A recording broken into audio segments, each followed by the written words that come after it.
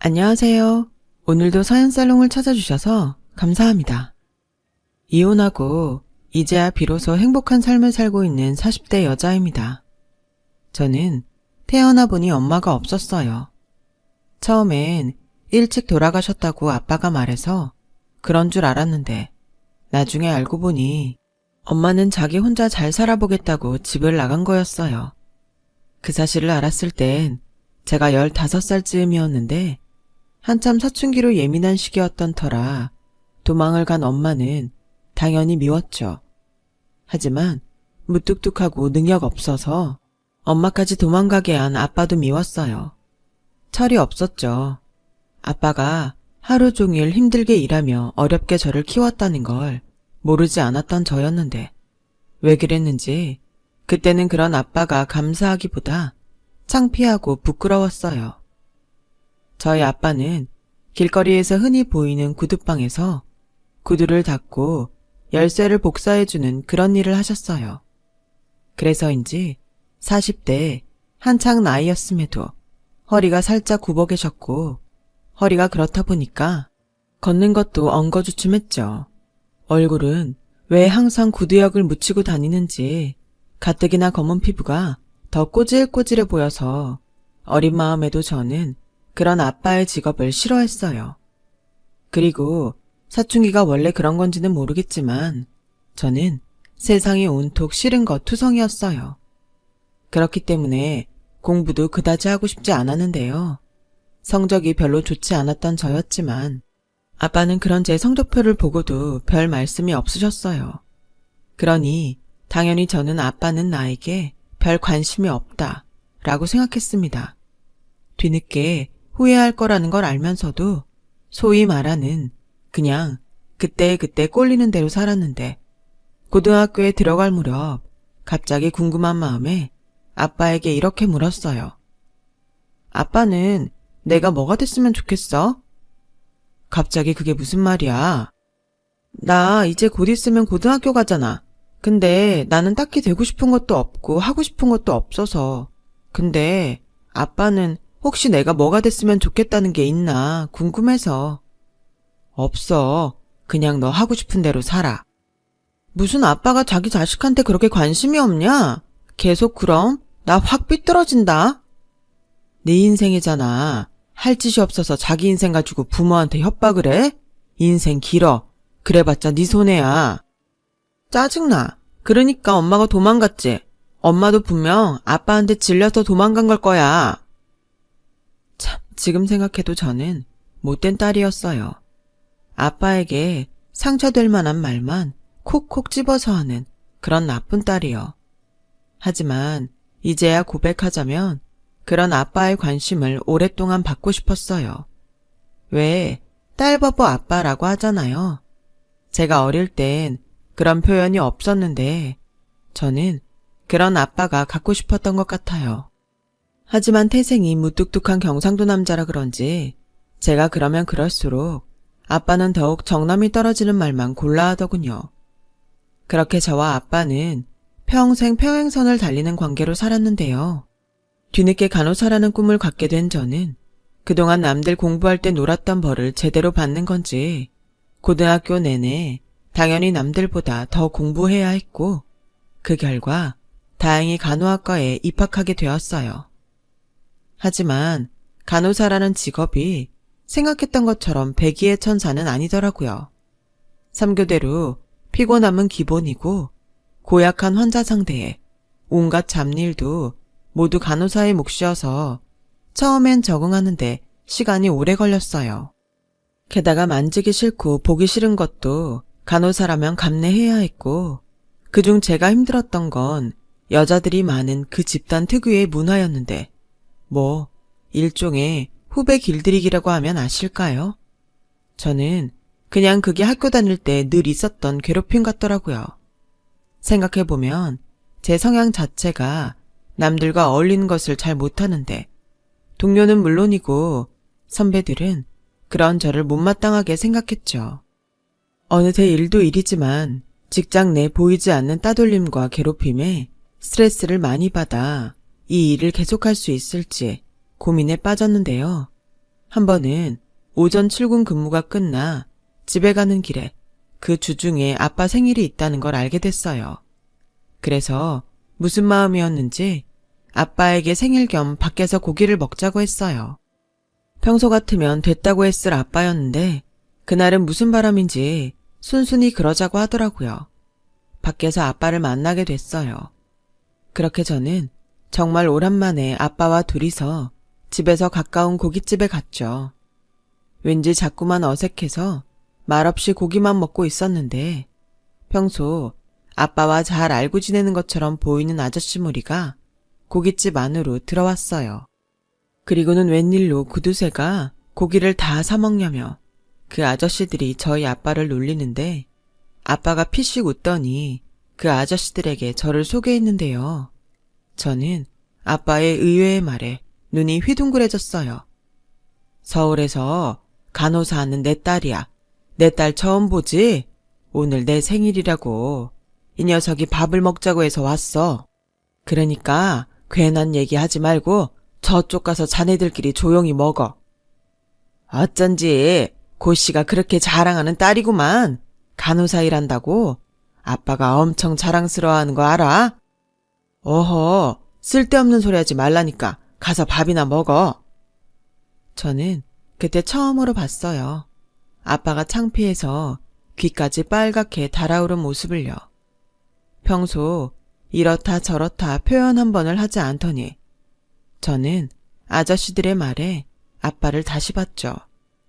분명 제가 사려고 했는데 계산까지 마친 아빠는 무슨 기분이 그렇게 좋은지 혼자 실실 웃기까지 했는데 그 모습을 보니 그동안 아빠에게 떽떽거렸던 제가 미안한 생각이 들었어요. 아빠는 아까부터 뭐가 그렇게 좋아?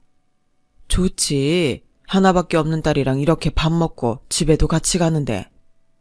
그러고 싶었으면 진작 말을 하지. 이게 뭐 어려운 일이라고. 너 바쁘잖아. 간호사 일이 좀 힘들어. 아빠는 내가 간호사인 게 그렇게 좋아? 남한테 자랑할 만큼? 간호사가 좋은 게 아니라 내 딸이 간호사라는 게 좋은 거지. 그게 그 소리잖아. 이럴 거였으면서 왜 내가 어릴 때 그렇게 말했어? 아빠가 뭐라고 말했는데? 왜 내가 뭐가 됐으면 좋겠냐고 물어본 적 있잖아. 아, 아빠는 너한테 부담 주고 싶지 않았어. 그리고 진짜 바라는 것도 없었고 중요한 건 네가 뭐가 되고 싶은가였잖아. 그러니까 나는 그때도 지금도 네가 뭐가 됐든 다 좋아. 내 딸이니까. 우리 부녀는요. 그 흔한 사랑한다는 말도 해본 적이 없는 사이였어요. 그렇다 보니 약간 술에 취해서 하는 말이라는 걸 알면서도 아빠의 그 좋다라는 말이 저는 싫지 않았고 그 일이 있고부터는 일을 그만둬야겠다는 마음도 저절로 접었는데요. 그렇게 5년차 간호사가 되니 저를 힘들게 했던 괴롭힘도 사라지고 일도 손에 익어 제법 능숙한 간호사가 될 수 있었죠. 이번엔 그런 저에게 제 인생을 송두리째 바꿔놓을 인연이 찾아왔어요. 물론 그때는 여느 이혼한 부부들이 그러하겠지만 악연인 줄도 모르고 콩깍지가 단단히 씌었고 훗날 저의 남편이 될 그 사람과 저는 환자와 간호사로 만나 연애를 하면서 결혼까지 약속하게 된 연인이 되었어요. 남편은 저를 보고 첫눈에 반했다고 했어요. 그리고 성격도 서글서글했는데 무뚝뚝한 저희 아빠와는 다르게 유머 감각도 좋고 말도 잘하는 남편에게 저는 푹 빠지게 되었는데요. 제가 너무 남편을 좋아한 탓인지 결혼도 하기 전에 아이가 먼저 생겼어요. 지금이야 이 아이 없었으면 제가 어떻게 사나 싶지만 그때는 병원에도 그렇고 양가에 임신 사실을 알려야 한다는 것이 그저 막막하기만 하더라고요. 남편이 먼저 이렇게 말했어요. 우리 어차피 결혼할 사이잖아. 순서가 좀 바뀌긴 했지만 나는 상관없다고 생각해. 우리 이렇게 된 거 하루라도 빨리 결혼하자.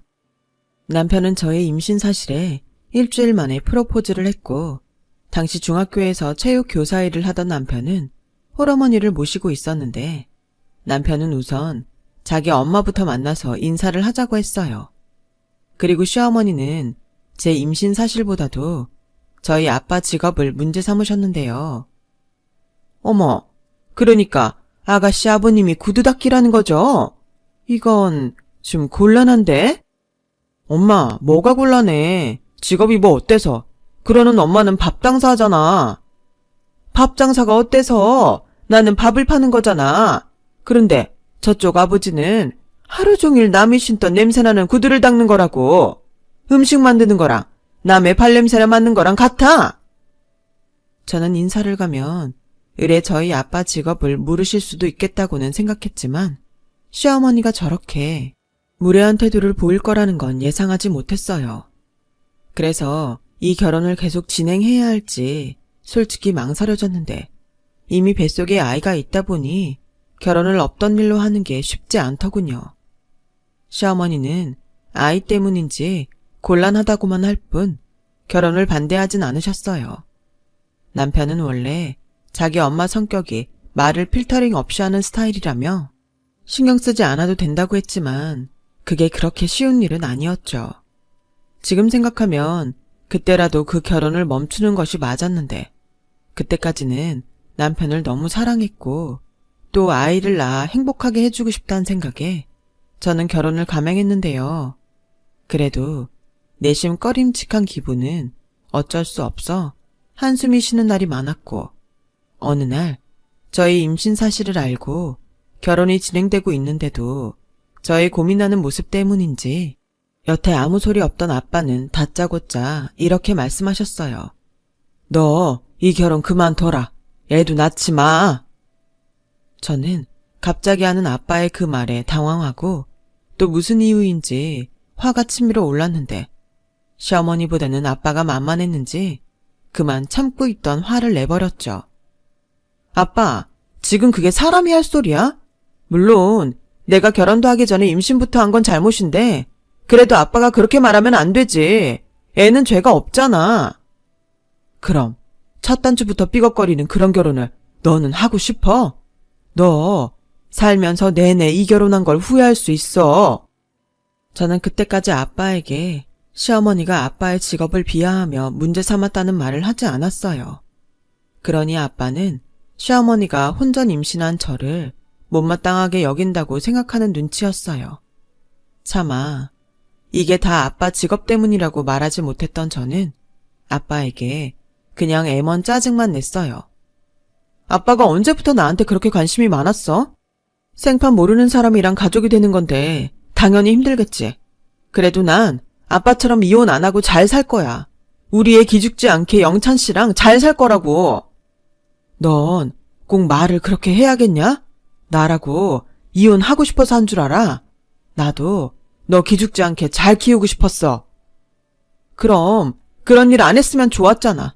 남들한테 굽실거리면서 남이 신던 구두나 닦고 밤새 열쇠 전화 올까봐 잠도 제대로 못 자고 그래서 번 돈이 얼마야. 우리 사는 걸 봐. 어느 집에서 이렇게 구질구질하게 사는 날 좋아하겠냐고. 아빠는 순간 저의 모진 말에 상처를 받았는지 입을 꾹 닫으셨어요. 그때는 정말 몰랐어요. 돈이 없어 이사를 가지 못한다고 내내 생각했거든요.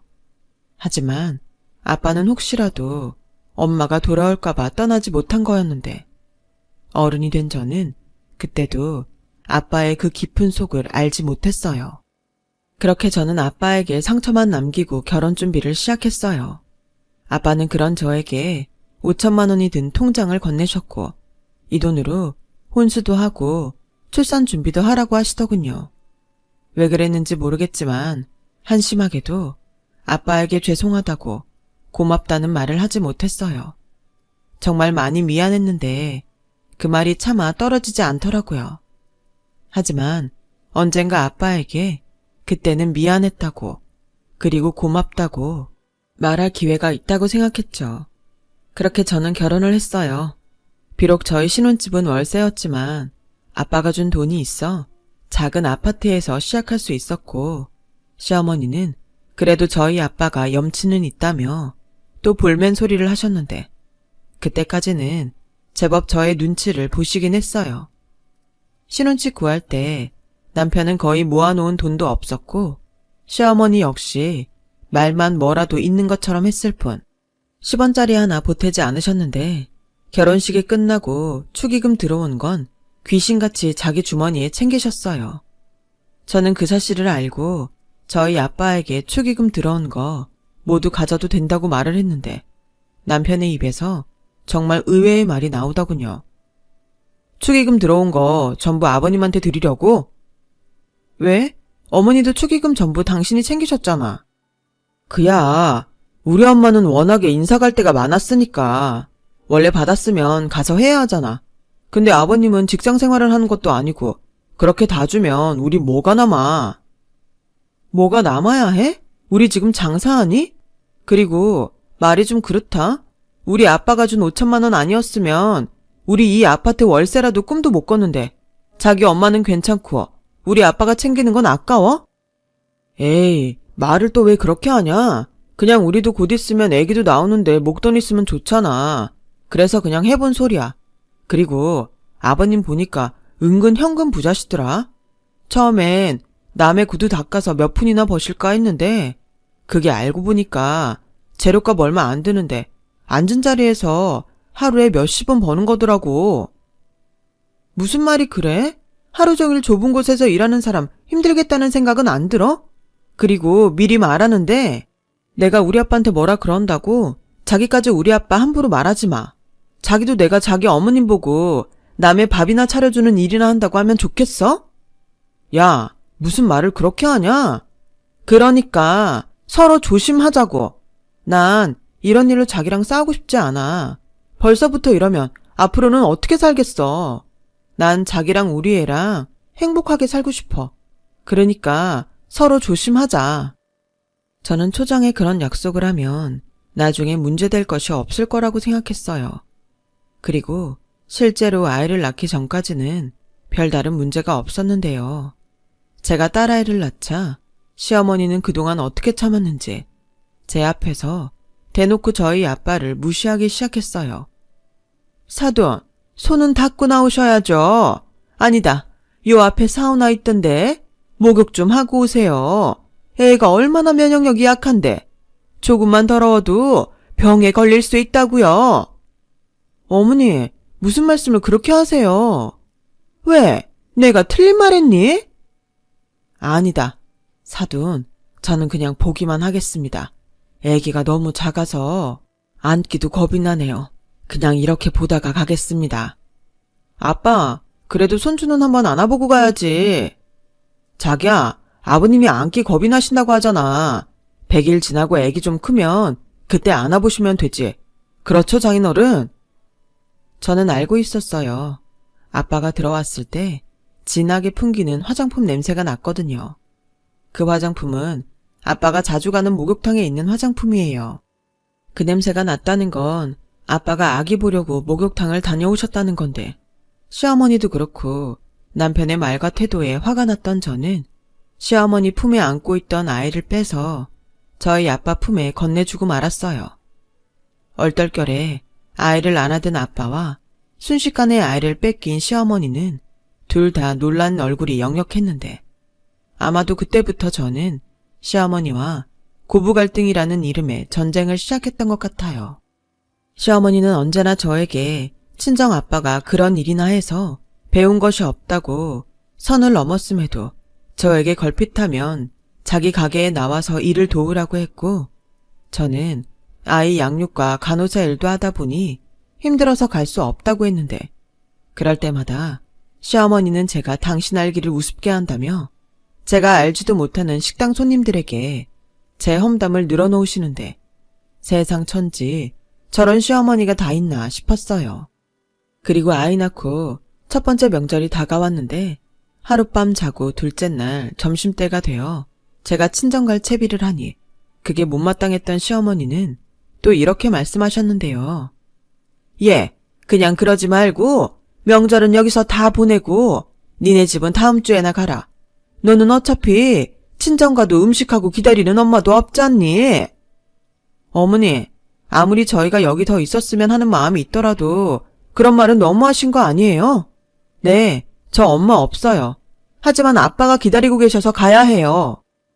너 지금 나한테 가야 한다고 통보하는 거니? 여자는 원래 시집 오면 남편 집 사람이야.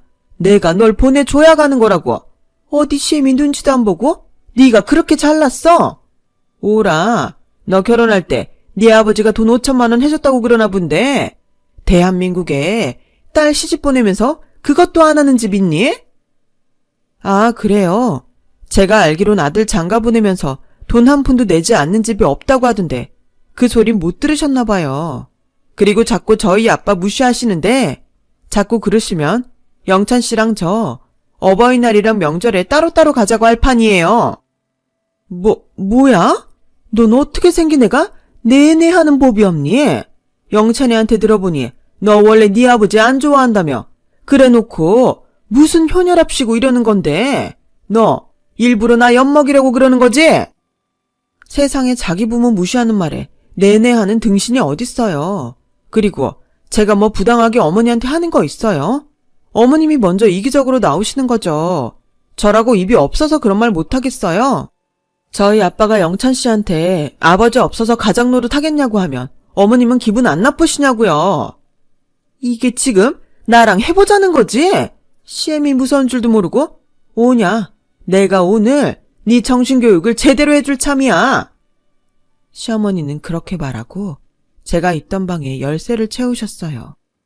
밖에서 남편 목소리와 아이 울음소리가 들리더라고요. 시어머니는 아랑곳하지 않고 명절 연휴 내내 한 발자국도 나올 수 없다면서 반성하라고 소리쳤고 저는 너무 황당해 이 문을 부셔버리겠다고 했는데 문 밖에서 들리는 남편의 말이 더 황당했어요. 자기야, 그러길래 왜 자꾸 우리 엄마 자극해. 그러지 말고 그냥 잘못했다고 빌어. 그럼 내가 문 열어주라고 말할게. 빌라고? 내가 뭘 잘못했는데. 아니, 우리 아빠가 당신네 집에 뭘 잘못했어. 왜 사사건건 우리 아빠를 무시하는 건데. 음식 차리고 기다리는 엄마 없으면 친정도 아니야. 당신은 우리 애리가 나중에 그런 취급 받으면 좋겠어? 또 오바한다. 내가 아버님이랑 같냐? 나 계약직이긴 해도 교사야. 어느 사돈이 교사를 무시해? 그러지 말고 자기도 더 이상 분란 만들지 말고 제발 부탁이니까 우리 엄마 하자는 대로 좀 해. 막말로 우리 엄마는 싫은 거 다 감수하고 당신 며느리로 받아줬잖아. 차라리 이렇게 할 거였으면 그냥 그때 싫다고 하시는 게 나았어. 이 문 마음먹으면 부술 수 있는데 경찰에 신고할 거야. 명절에 아주 동네 망신 당해봐. 뭐? 신고? 잠깐만. 엄마, 얘 경찰에 신고한대. 빨리 문 열어. 저는 왜 전에는 보지 못했는지 모르겠지만 덜 큰 남편을 보고 실망했어요. 결혼 초에는 홀어머니라 아들로서 챙기고 싶어 그러나 했던 적도 있었는데 자기 식구도 제대로 지키지 못하는 남편을 보고 이 결혼의 끝은 보나마나라는 생각이 들었는데요. 제 마음속에 딱 하나, 내 딸이 이혼가정 아이로 살아야 한다는 것에 고민이 됐어요. 요즘 세상에 이혼이 무슨 흠이라도 되냐고 말씀하실 수도 있겠지만 저는 제 어릴 때 기억이 있어서 그런지 남들과 내가 다르다는 거에 주눅이 들 딸이 마음에 걸렸죠. 그래서 어차피 가도 제 속마음을 모두 말할 수 없겠지만 딸아이만 데리고 친정에 갔고 서툰 솜씨나마 음식을 차려놓고 저를 기다린 아빠를 봤어요. 남편 없이 혼자 아이만 데리고 나타난 저를 보고 아빠는 내심 걱정이 되는 얼굴이었지만 끝내 묻지 않으셨어요. 그래서 제가 먼저 말을 하기 시작했죠. 오래전부터 하고 싶었던 그 말을 꺼내게 됐는데요. 아빠, 전에 내가 아빠랑 다르게 이혼하지 않고 잘 살 거라고 큰소리 쳤잖아. 그거 미안해. 왜 갑자기 안 하던 사과를 다 해? 너 무슨 일 있냐?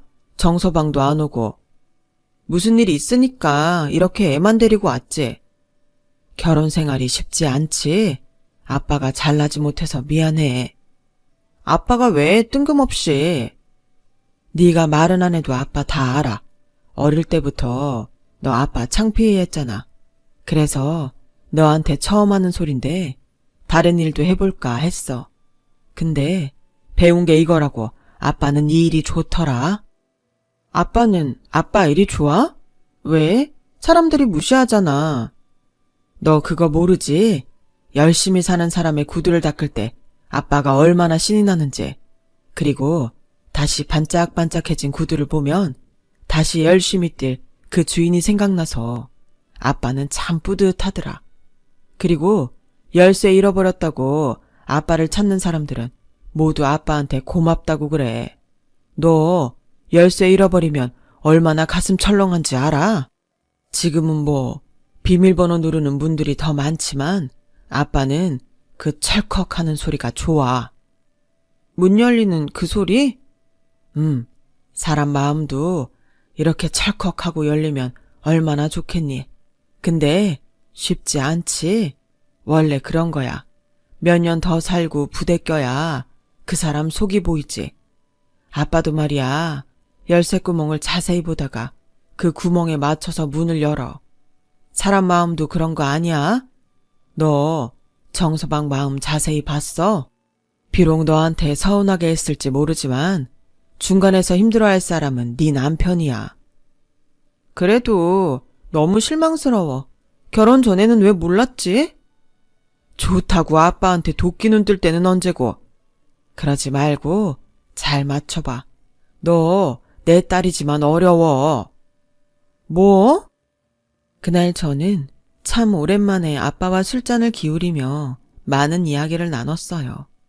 그리고 세상 사람들 모두가 아빠를 하찮은 일을 하는 사람이라고 생각할지 모르겠지만 정작 아빠가 그 일을 참 좋아한다는 걸 알게 됐는데요. 그 순간 그런 아빠를 부끄러워했던 어린 날의 제 모습이 미안하게만 느껴졌어요.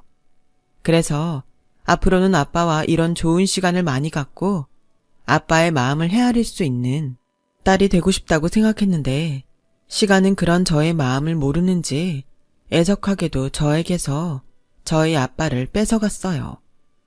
지금 생각해도 마음이 너무 아픈 일인데 아빠는 그렇게 저와 명절을 보내고 일주일 뒤에 새벽에 열쇠를 잃어버렸다는 전화에 여느 때처럼 문을 열어주러 나갔고 아빠의 오토바이를 음주운전 차량이 치는 사고가 발생해 허망하게 아빠는 세상을 떠나고 말았어요. 당연히 예상하지 못한 아빠의 사고였기에 경찰서에서 연락을 받은 저는 그 자리에서 기절을 했고 저 대신 남편이 아빠의 장례 절차를 진행했는데요. 전에 명절일로 사이가 좋지 않았던 남편과 저였지만 그 순간만큼은 남편이 있어 고맙고 다행이라는 생각이 들었어요. 그런데 제가 아빠의 빈소를 지키며 밥도 먹지 못하고 잠도 자지 못하며 힘든 시간을 보내고 있는데 발인이 있기 하루 전 저녁 다 늦게 그제야 장사가 끝났다며 장례식장을 찾아온 시어머니는 저를 안쓰러워하기보다는 혀를 끌끌 차며 인상을 찌푸리셨는데요. 저희 시어머니는 빈손으로 오셨어요. 그리고는 미안한 기색도 하나 없이 그렇게 말씀하셨는데요. 저는 그 말을 똑똑히 기억해요. 니네 아버지도 참 팍복하다. 어째 그렇게 허망하게 가니? 아휴, 그래도 네 입장에선 잘 된 거야. 병이라도 걸려서 죽었어 봐.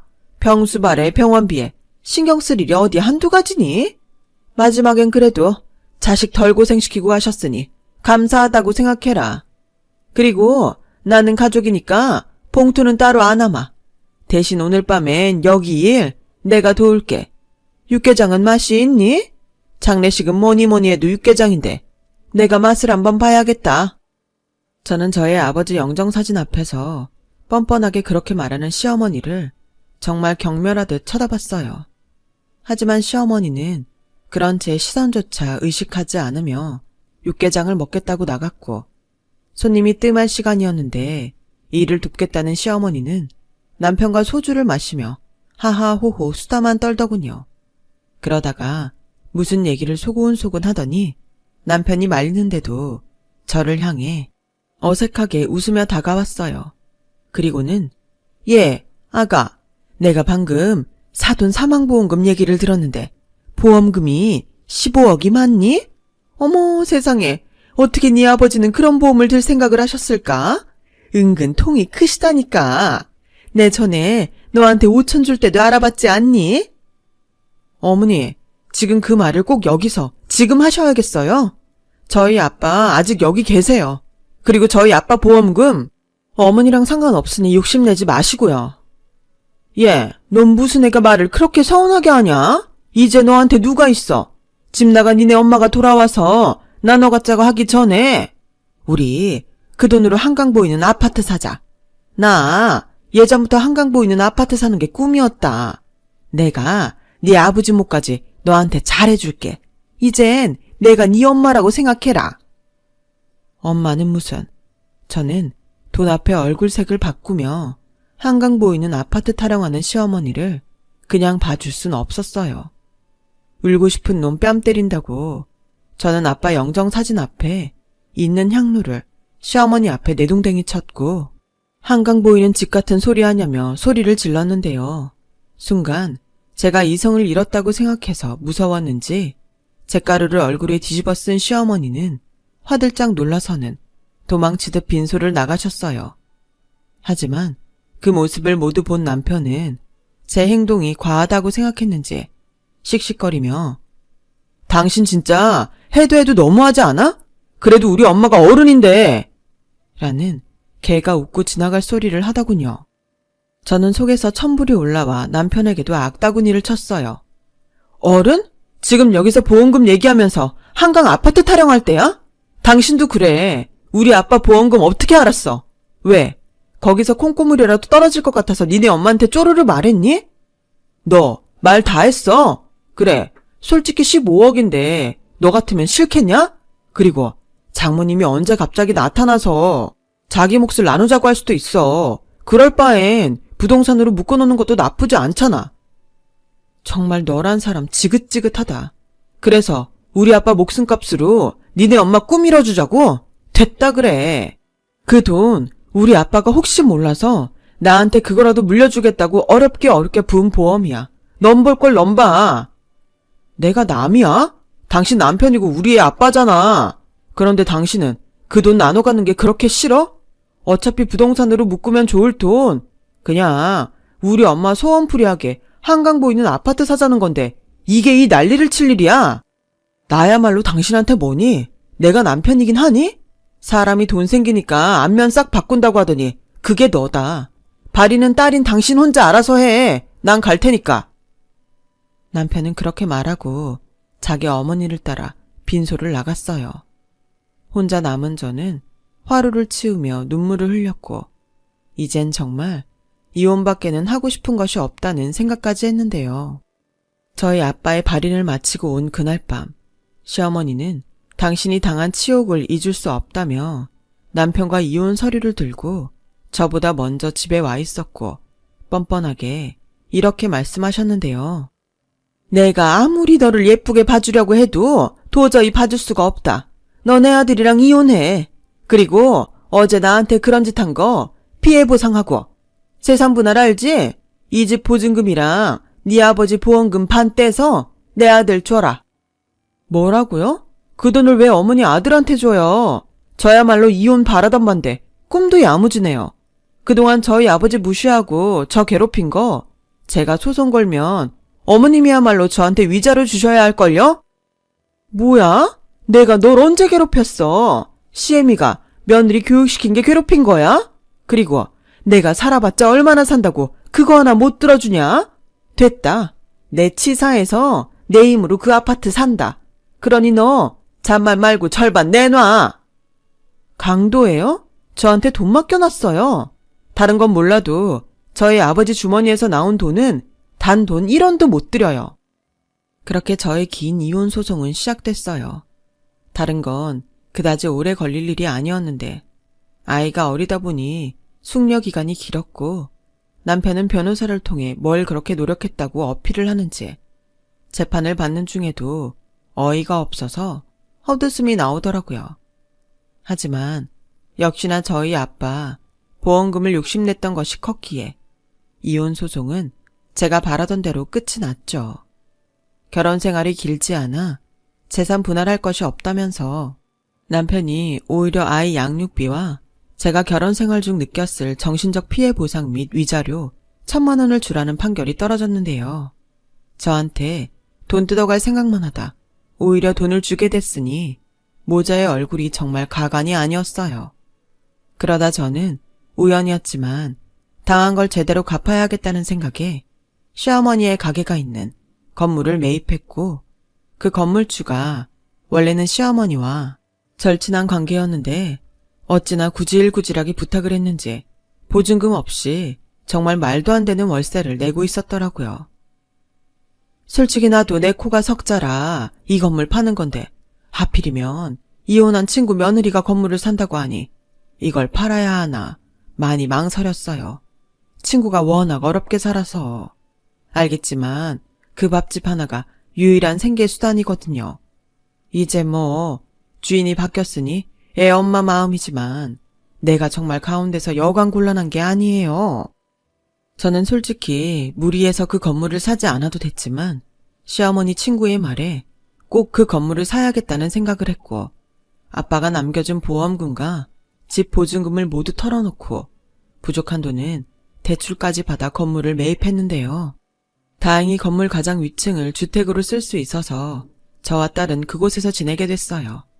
그리고 건물 매입이 끝나자마자 저는 가장 먼저 시어머니에게 서면으로 주인이 바뀌었으니 보증금과 월세를 올려받겠다고 통보했죠.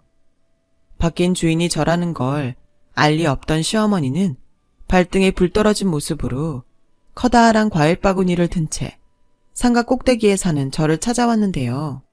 그 바뀐 주인이 저라는 걸 안 시어머니는 당신 손으로 그 과일 바구니를 내팽개치며 고래고래 소리를 치셨어요. 뭐야, 바뀐 주인이 너였어? 이것 봐라. 넌 이 아버지가 남긴 돈으로 건물 샀냐? 결국 저 혼자 그 돈 다 먹고 싶어서 이혼했던 거네. 그래놓고 나한테 돈을 달라고? 미쳤니? 내가 왜? 나 절대 못 줘.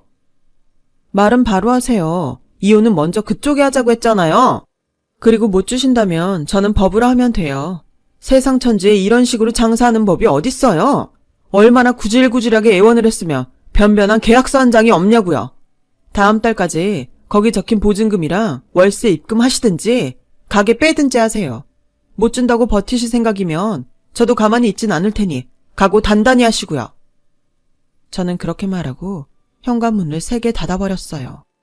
그리고 약속한 날이 지나도 가게를 빼지 않아 저는 사설 업체를 불러 가게를 철거했고 순식간에 쫓겨난 시어머니는 남편을 데리고 그제야 저에게 미안하다며 싹싹 빌기 시작했는데 들어보니 남편이 보호받을 법이 있을 거라고 자기 어머니한테 큰 소리를 친 게 문제였어요. 네가 버티면 된다며. 그게 우리가 정상적인 계약관계가 아니라서 안 된다는 걸 어떡해. 그러게 엄마야말로 작작했어야지. 여보, 우리 예정을 생각해서 가게는 그냥 하게 해주면 안 될까? 예정? 우리가 언제 그런 게 있었나? 그러게 내가 좋게 얘기할 때 현명하게 생각했어야지. 당신은 가만 보면 참 멍청해. 당신이 아무리 그래도 우리한테는 에리가 있어. 에리 아빠는 나잖아. 그래 아가, 니들이 아무리 이혼을 했어도 애가 있으면 완전히 남남으로 살 수는 없는 거야. 에리가 있는데 우리가 남이니? 내가 너 안 긁을 테니 원래대로 장사만 할 수 있게 해다오. 응? 왜요? 한강 보이는 곳에서 장사하세요. 한강 보이는 천막에서 장사하시면 되겠네요. 뭐야? 시어머니는 또 성질이 올라왔는지 얼굴이 시뻘겋게 달아올랐고 남편은 이번엔 제 눈치를 보느라 그런 자기 엄마를 붙들었는데요. 이렇게 말하면 저도 똑같은 사람이 된다는 걸 알지만 그 모습이 정말 혼자 보기 아까웠네요. 그 후 모자는 결국 제 건물에서 장사를 하지 못하고 다른 곳으로 옮겨갔어요. 하지만 보증금에 월세까지 감당하며 장사할 정도로 장사가 잘 되는 가게는 아니었는지 남편은 걸핏하면 저에게 찾아와 용서해달라고 그게 어려우면 돈을 빌려달라고 했는데 제가 그때마다 경찰에 신고를 했더니 지금은 어디서 무얼 하는지 나타나지 않더라고요. 그리고 순수한 의도는 아니었지만 건물 임대료가 꽤 괜찮게 나와서 저는 다니던 간호사 일을 그만두고 지금은 아이 키우는 데만 전념하고 있는데요. 한부모 밑에서 큰다는 것이 어떤 건지 잘 아는 저는 더도 말고 덜도 말고 딱 저희 아빠처럼 아이가 원하는 걸 찾아갈 때까지 묵묵히 그 옆을 지켜주고 싶어요. 그리고 살면서 가장 중요한 것, 남의 것을 욕심내지 말고 작은 것에도 감사하는 사람이 될 수 있도록 잘 키우고 싶은데요. 이번 생에는 다시 엮이고 싶지 않은 그 모자도 욕심이 끝내 화를 불러온다는 걸 이번 기회에 꼭 배웠으면 합니다.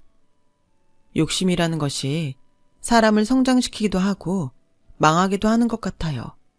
이왕 부리는 욕심이라면 모두가 행복할 수 있는 욕심이길 바랍니다. 저의 이야기 들어주셔서 대단히 고맙습니다. 항상 건강하고 행복하세요. 여러분, 사연 댓글에 응원과 현명한 조언 부탁드려요. 좋아요와 구독은 저에게 큰 힘이 됩니다. 오늘도 좋은 일 가득하세요.